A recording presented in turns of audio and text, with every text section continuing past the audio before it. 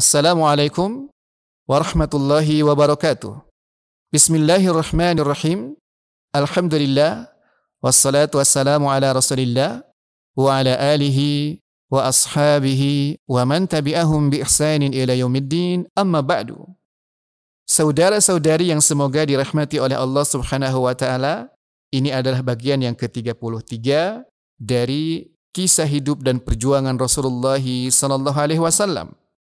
Pada kesempatan ini, saya ingin mengisahkan tentang Perang Uhud bagian yang pertama. Setahun sudah kaum musyrikin Makkah mempersiapkan segala sesuatu untuk menuntut dendam kesumat mereka terhadap kaum muslimin di Madinah. Mereka menggalang kekuatan besar-besaran dan membuka pintu selebar-lebarnya bagi siapa saja yang ingin menyumbang dalam upaya tersebut. Mereka menyambutnya dengan penuh antusias, sehingga terkumpullah 1.000 onta dan uang sebanyak 50.000 dinar. Allah Subhanahu wa taala berfirman tentang mereka dalam surat Al-Anfal ayat 36.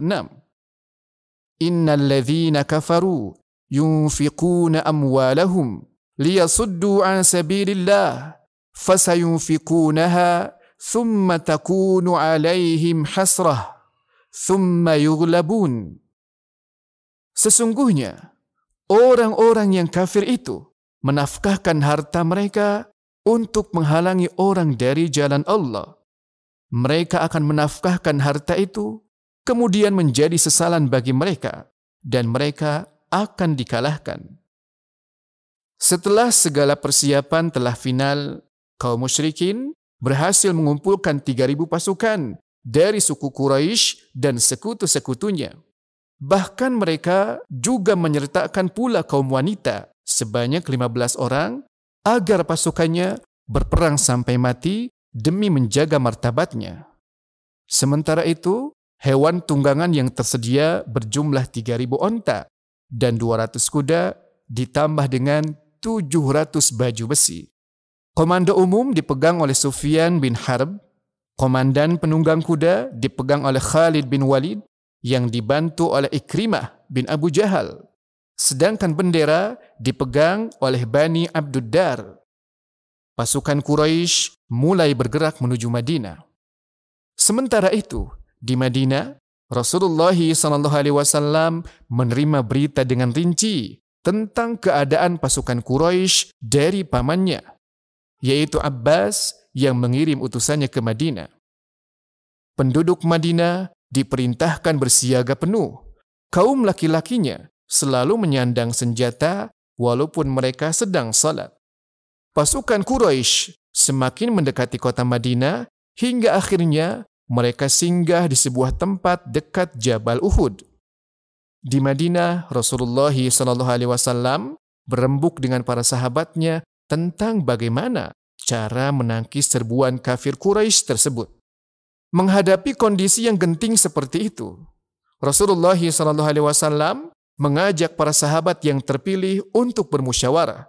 Pada awalnya, Rasulullah SAW menawarkan agar kaum muslimin bertahan di Madinah, dengan tujuan jika kaum musyrikin masuk menyerbu, maka langsung dihalau oleh kaum muslimin dari balik-balik lorong dan juga oleh kaum wanita dari atas rumah. Pendapat ini langsung disetujui oleh Abdullah bin Ubay bin Salul sebagai gembong orang-orang munafik, yang saat itu ia turut hadir sebagai tokoh dari kaum Khazraj. Namun persetujuannya bukan karena strategi perang, tapi lebih karena keinginannya untuk tidak ikut dalam peperangan, namun ia tidak ingin diketahui oleh kaum muslimin. Akan tetapi, sejumlah sahabat mengusulkan agar kaum muslimin keluar kota Madinah menghadapi pasukan kafir Quraisy, sekaligus untuk membuktikan bahwa mereka bukanlah kaum pengecut. Rasulullah SAW akhirnya menerima usulan tersebut dan segera menyerukan kaum muslimin untuk bersiap-siap menghadapi pertempuran.